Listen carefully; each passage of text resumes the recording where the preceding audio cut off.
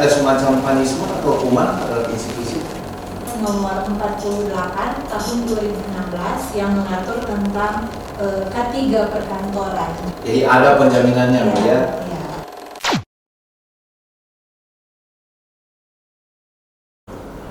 Halo Sobat Sehat, kita berjumpa kembali dalam Promkes, ya sebuah podcast yang dihadirkan oleh Dinas Kesehatan Provinsi Sulawesi Utara. Di mana di setiap episodenya kami menghadirkan informasi-informasi kesehatan yang kami percaya bisa bermanfaat bagi Anda, para sahabat sehat di mana saja berada. Nah, untuk edisi kali ini agak sedikit berbeda karena kita akan membahas tentang topik mengenai keselamatan kerja karyawan di perkantoran.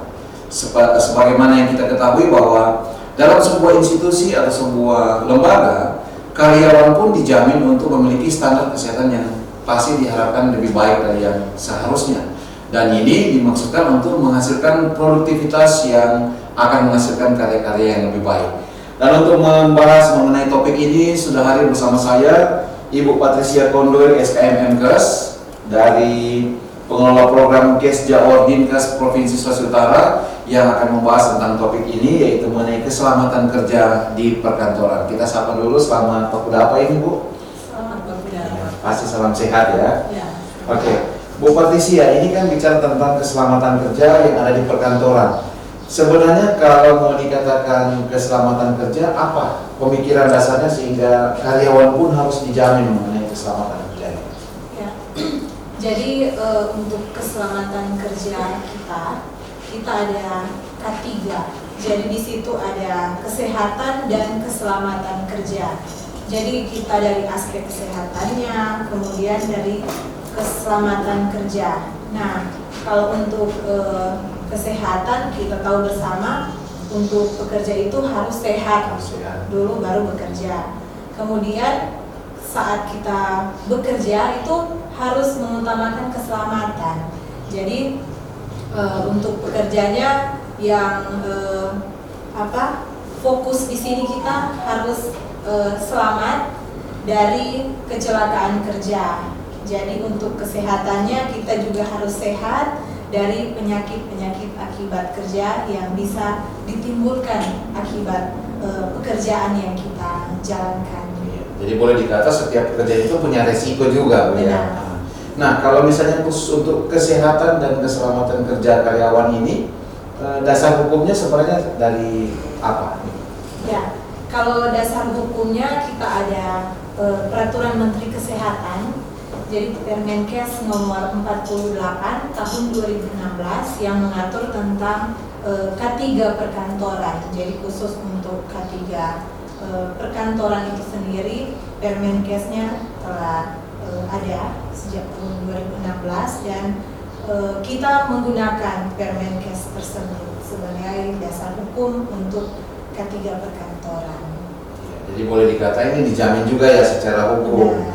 Nah, saya sedikit penasaran, Bu, ini apakah yang dimaksud dengan K3 di perkantoran ini apakah sama atau berbeda dengan K3 untuk yang bukan di perkantoran atau misalnya bukan institusi resmi begitu? Oke.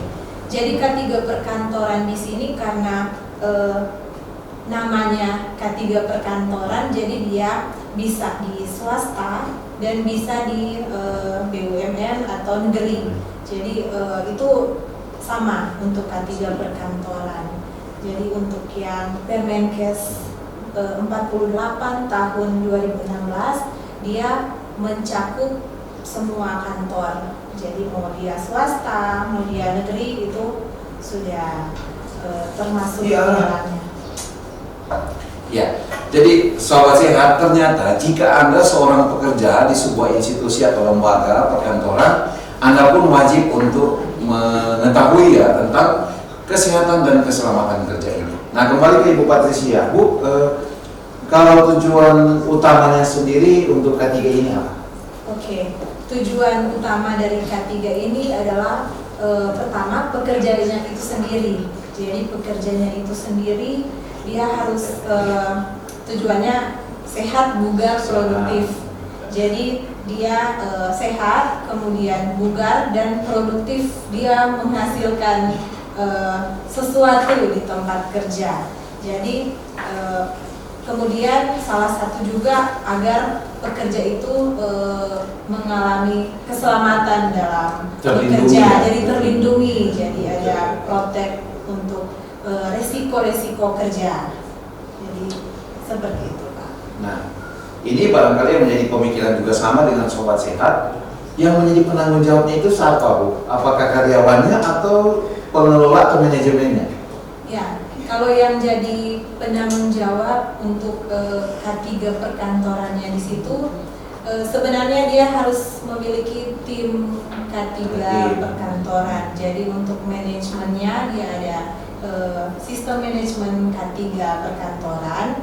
Jadi di situ ada komite K3 yang harus tujuannya mereka mensosialisasikan tentang K3 perkantoran ini, karena ruang lingkup K3 perkantoran ini kan sebenarnya ada beberapa. Jadi untuk sistem manajemennya yang pertama, kemudian yang kedua tentang kesehatan kerja yang ada di dalam situ, jadi pekerjanya itu sendiri, kemudian keselamatan kerja pekerja, kemudian ada ergonomi pekerja. Jadi yang kalau ergonomi kita tahu bersama mungkin yang cara duduk, kemudian posisi kursi, bagaimana kursinya ergonomis atau tidak, kemudian peletakan meja terlalu tinggi atau terlalu rendah. Jadi itu 4. Kemudian satu lagi terkait dengan lingkungan kerja. Jadi lingkungan kerja di situ contoh suhu ruangan. Suhu ruangan apakah terlalu panas atau terlalu dingin? Kan itu kalau misalnya terlalu panas kan bisa tidak nyaman, kemudian dehidrasi untuk kerjanya sendiri. Kemudian kalau terlalu dingin juga itu jadi masalah juga. Mengantuk mungkin ya. Iya. tidak bisa kerja. Jadi itu lingkungan kerja. Ada lagi yang banyak yang terjadi untuk lingkungan kerja di situ, pencahayaan. Jadi kalau cahaya kurang kan fokusnya untuk melihat objek kerjanya kan buram begitu Pak. Jadi mata juga kan lebih Bisa rusak, jadi begitu. Iya, ternyata luas ya. Dan kalau mau saya ambil kesimpulan, ini sebenarnya yang hari-hari groundbreaking. Iya, iya. Maksud seperti kata Ibu tadi tentang lingkungan. Nah, kemudian Bu, untuk pelaksanaan K3 perkantoran ini tujuannya apa? Supaya Ya, tujuan agar pekerja sehat dan pekerjanya selamat. Dan kalau untuk tahun ini Pak, untuk yang K3 perkantoran ini, tapi sebenarnya itu sudah dari tahun-tahun sebelumnya, awalnya dari 2021 ya sudah ada. Jadi Kementerian Kesehatan memberikan reward bagi yang kita kantor-kantor yang melaksanakan K3 perkantoran. oh, dinilai juga ya? Dinilai juga oleh pusat ternyata. Jadi Kementerian Kesehatan dalam hal ini mereka membuat reward atau penghargaan bagi yang melaksanakan K3 perkantoran.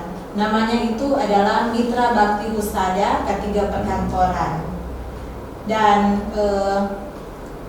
untuk tahun ini Dinas Kesehatan Daerah Provinsi Sulawesi Utara, karena kita bisa dikatakan sebagai pilot project lah untuk kantor-kantor di Sulawesi Utara, kita bikin dulu dari kita sendiri. Secara internal ya? Iya, jadi internal kita untuk dinilai dalam Mitra Bakti Husada. Ya, mungkin bisa di-spill Bu yang dilakukan oleh Dinas Kesehatan seperti apa? Oh iya, kalau yang dilakukan, kita telah banyak melakukan sosialisasi K3 perkantoran. Kemudian kan untuk yang peregangan kita juga setiap hari kerja kita melaksanakan peregangan. Jadi biar pekerjanya bugar, jadi tidak mengantuk. Jadi yang jam-jam ngantuk itu yang jam 10 dan jam 2 siang itu kita kasih pengumuman untuk melaksanakan peregangan. Oh, pengumuman secara terbuka ya di kantor. Iya, jadi secara Massal. umum ya, massal. Jadi ada pengeras suara yang ada lagunya itu, lagu peregangan. Jadi masing-masing ruangan melaksanakan peregangan masing-masing. Jadi kalau misalnya bosan dengan gerakan yang ada di lagu di pengeras suara, bisa dari YouTube atau ya. dari Tutorial. Iya, benar. Kecuali yang bersangkutan tidak ada di sini ya, masih di rumah kopi mungkin. Iya. Oke, ya kita harus tahu bahwa memang karyawan kan tidak selamanya juga ada stay di kantor ya, ada yang di tugas luar atau mungkin tidak berada di tempat. Nah, ini menarik Bu, karena ternyata karyawan di stimulus untuk harus ada penjaminan kesehatannya, kemudian keselamatan kerjanya. Kalau tadi Ibu bicara tentang reward, oke lah, misalnya dari segi institusional dinilai. Nah, kalau mau dikatakan dampak buruknya kalau tidak melaksanakan K3 ini apa? Oke, kalau dampak buruk tidak melaksanakan K3, saya ambil contoh tentang yang sekarang kita itu ya, ergonomi. Oh, ergonomi. Jadi baik posisi duduk juga ya, sahabat. Ya, jadi posisi duduk kita harus ergonomi. Jadi biar kita tidak capek. Karena kan kita dari jam, kalau apel dari jam 7.45 kita misalnya di ruangan jam 8 ya Pak. Jam 8 kita ada peregangan itu sampai jam 5 sore. Jadi kalau misalnya istirahat, makan, dan itu kan cuma sedikit-sedikit kan waktunya. Jadi kan banyak kita duduk. Jadi dengan posisi yang sama. Dengan posisi yang sama. Jadi capek kan Pak. Jadi kalau misalnya itu posisi duduk kita berpengaruh. Jadi kalau misalnya dampaknya kita biasa misalnya sosaki belakang atau sosaki itu pinggang, atau contoh sederhana juga kalau misalnya yang pakai laptop itu, jadi ada yang penyakit yang di di pergelangan. Jadi pergelangan tangan itu sakit. Jadi contoh kecil ya. Jadi orang rutinitas sehari-hari yang sebenarnya nyata pikir atau apa, padahal orang kelihatannya sederhana ya. Gara-gara itu. Jadi atau kursi yang tidak ergonomis, karena kalau misalnya kursi yang statis yang itu kan sering sakit tuh belakang, sakit yang paha atau apa. Nanti kalau salah duduk 2 hari, minta isinya 4 hari, Bu. Nah, ya? itu dia. Jadi DP produktif kan berkurang, Pak. Betul. Sedangkan tujuan dari K3 perkantoran ini, orang mau meningkatkan produktivitas kerja, menurunkan absensi kerja. Iya, betul. Memang menarik juga ya, Bu. Nah, ini saya masih penasaran, Bu, ini. Kalau itu dari segi ergonomisnya. Nah, kalau mau menilai dari standar kesehatan dan keselamatannya sendiri, apakah ada parameternya, Bu? Ada, Pak. Jadi untuk parameter dia sudah include di dalam Permenkes 48 tahun 2016. Jadi di situ ada parameter tentang Kesling juga ada di situ, kesehatan lingkungan. Jadi termasuk suhu, pencahayaan, kelembapan juga ada di situ. Distandarisasi semua. Ya, jadi di situ ada. Jadi termasuk juga yang jumlah toilet laki-laki, jumlah toilet wanita. Jadi dia lihat rasio karyawannya di situ berapa. Aduh. Ya, luar biasa. Nah, Bu, kalau misalnya itu secara standarisasi seperti itu, tapi kalau misalnya dalam contohnya misalnya bagian Ibu menginspeksi satu institusi kemudian tidak sesuai standar, misalnya toiletnya dari 200 karyawan hanya ada 2 atau 3, apakah ada semacam punishment atau hukuman terhadap institusi? Kalau kita tidak semacam punishment, jadi kita menyarankan saja Rekomendasi. ya, rekomendasi untuk kantor tersebut untuk pengadaan. Jadi misalnya tahun ini belum, jadi bisa tahun depan atau 2 tahun depan. Yang penting direncanakan dalam perencanaan untuk kantor itu. Karena misalnya kalau kita di kantor misalnya kursi kita lihat dulu, identifikasi berapa yang ergonomis, yang di ruangan mana semua yang ergonomis, yang tidak ergonomis berapa. Jadi di list dulu berapa, totalnya berapa, didata, jadi direncanakan, kemudian direncanakan untuk tahun-tahun yang akan berjalan. Jadi semacam dibuat kajiannya, Iya. supaya untuk berikutnya kalau bisa untuk pengadaannya. Iya, benar. Nah Bu, ini saya masih menyentil banyak tentang keselamatan kerja ini. Nah, karyawan kan seringkali dibingungkan dengan semacam penjaminan. Okay. Apakah bagian yang dimaksud ini Bu menyasar juga sampai ke situ? Misalnya kalau keselamatan kerja, contohnya orang yang mobilnya itu cukup banyak. Nah, mungkin bisa terjadi yang namanya kecelakaan atau hal yang lainnya. Apakah ada penjaminannya atau harus ditanggung sendiri oleh yang bersangkutan? Kalau untuk penjaminan, kalau kita yang bekerja sekarang, kita kan sudah bekerja sama dengan BPJS Ketenagakerjaan. Jadi untuk yang kecelakaan kerja itu dijamin oleh BPJS Ketenagakerjaan. Bukan cuma GWS ya Bu ya, kalau Ya, sakitnya. Jadi harus ada BPJS. Harus juga, BPJS. Pak. Ya. Kemudian kalau misalnya sudah kita tahu bersama, kalau yang pekerja, kebanyakan kalau yang sekarang yang baik swasta maupun yang ASN atau THL seperti kita kan untuk yang kesehatan kita kan dijamin oleh BPJS Kesehatan. Jadi ada penjaminannya Bu ya. Iya. Oke. Nah itu dia, Sobat Sehat jangan sampai abai jika Anda seorang pekerja atau seorang karyawan untuk memperhatikan yang namanya kesehatan dan keselamatan kerja. Baik Bu, kita sudah hampir tiba di bagian akhir. Secara garis besar kesimpulannya silakan Bu. Ya. Jadi untuk kesehatan kerja ini sangat penting sekali. Jadi untuk pekerja yang sehat, bugar, produktif. Jadi selain pekerjaannya sehat, kita harus bugar dan produktif untuk mencapai keselamatan kerja kita bersama, supaya kita terhindar dari penyakit akibat kerja dan kecelakaan kerja yang sangat-sangat beresiko terjadi di tempat kerja kita. Ya. Oke. Kecuali satu Bu ya, kalau penyakit jadi lemah, letih, lesu karena akhir bulan itu tidak dimasukkan di sini ya. Itu lain Bu ya. Tapi itu juga ada kan dia yang di yang ketiga ini dia ada bahayanya.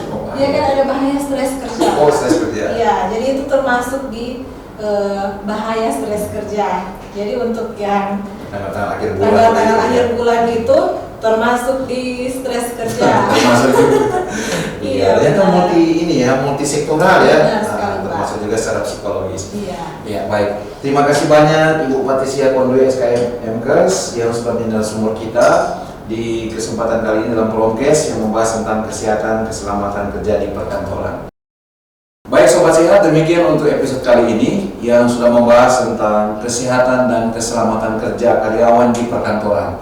Jadi bagi Anda yang barangkali saat ini berstatus sebagai seorang karyawan, seorang pekerja atau seorang yang melaksanakan aktivitas di institusi atau perkantoran, jangan sampai lalai dan abai untuk memperhatikan aspek kesehatan dan keselamatan kerja Anda supaya produktivitas akan terus berjalan dengan baik.